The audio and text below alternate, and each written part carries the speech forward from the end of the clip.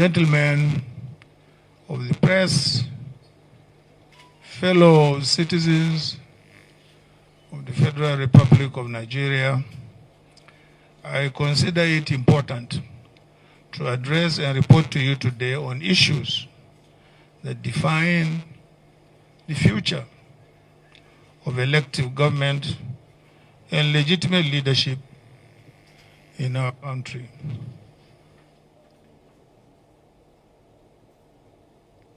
Political leadership and active citizenship matter because they are ways through which we all work together to build a country that works for all who live in it and who will come after us.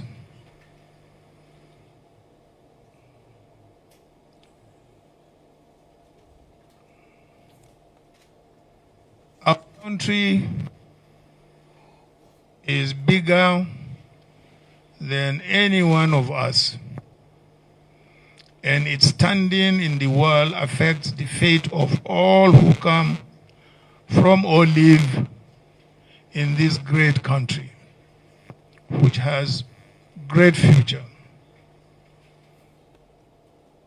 As leaders, it is our duty to advance the well-being of all our people and of the country. For this purpose, my generation worked hard to return the soldiers to the barracks. Very many of us are here. And to defend the right of the people to elect and establish for ourselves legitimate government. Our elections are established and governed by law and founded on the Constitution, from which leadership and government in Nigeria alone derive their legitimacy.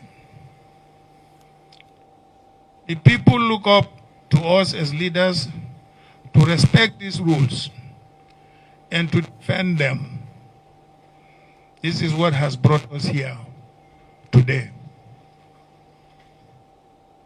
Today, we are called upon to again, as a people, to uphold and defend the ground rules of elective government in our country. The Constitution prescribes the requirements for those who seek the highest elective office in the land. It should not take months or indeed decades for the institutions concerned to be able to do their work in establishing the credibility of any certificates presented by candidates for public office. We undertook this journey at great cost and for important reasons. The ground rules for legitimate governance in our country need to be upheld. And you who are gathered here today have the responsibility of holding those ground rules. And the reputation of our country is at stake. That affects everyone, Nigerians everywhere, wherever they may be in the world.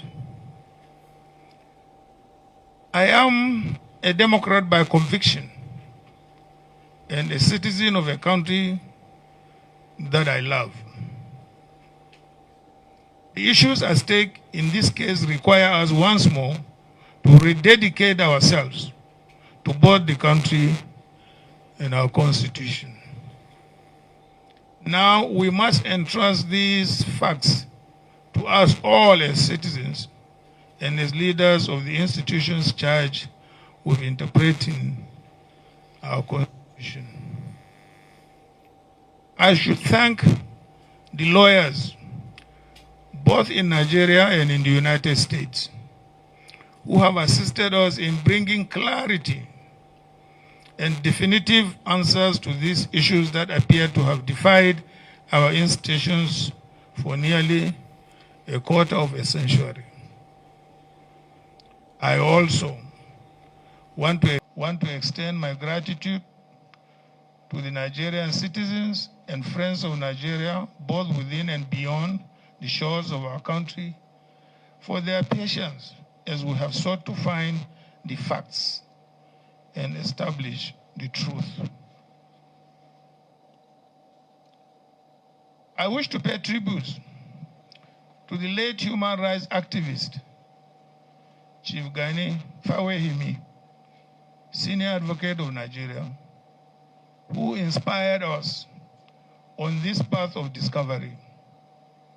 Now he can truly rest in peace in the assurance that what he started about 23 years ago has come to fruition. Gani's vindication today gives credence to the saying that no matter how fast a lie runs, the truth will someday overtake it. Former American President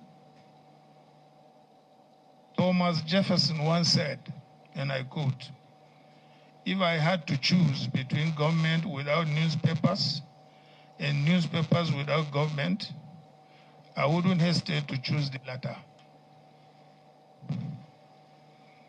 From exposing the Watergate scandal and unraveling the dubious certificates of politicians, journalists have maintained eternal vigilance by bridging the gap and stepping in when other arms of government failed. It is for these reasons that commendation must be given to David Hundeyin, an independent journalist whose extraordinary work and those of many more young people like him has become a source of inspiration. Special thanks must be given to the millions of Nigerian youths and citizen journalists too, who continue to put out the truth online even when no one is listening. Indeed, the price of liberty is eternal vigilance. They have put the country first in their firm commitment to unravel the truth and hold leaders accountable. This gives me the hope that we have worthy partners in the struggle to reclaim the country we call our home.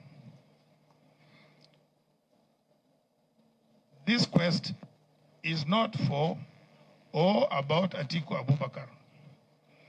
It is a quest for the enthronement of truth, morality, justice, and accountability in our public affairs.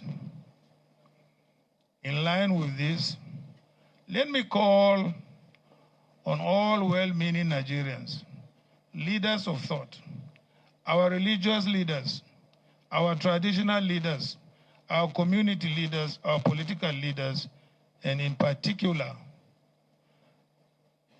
Governor Peter Obi of the Labour Party and Governor Rabi Ukwankwaso of the NNPP, and the leaders of every political party in Nigeria, and indeed every single person who loves this country, as I do, and who wishes nothing but the best for this country as I do, to join me in this campaign to enshrine probity, accountability, and the basic principles of justice, morality, and uprightness in our country and in our government.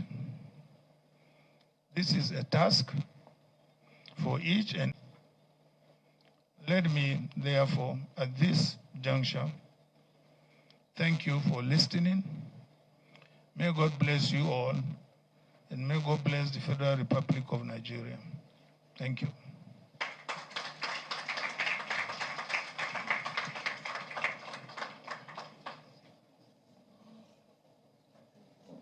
Thank you, Your Excellency, former Vice President, candidate of the People's Democratic Party in the last presidential election, and by the grace of God, the next president of the Federal Republic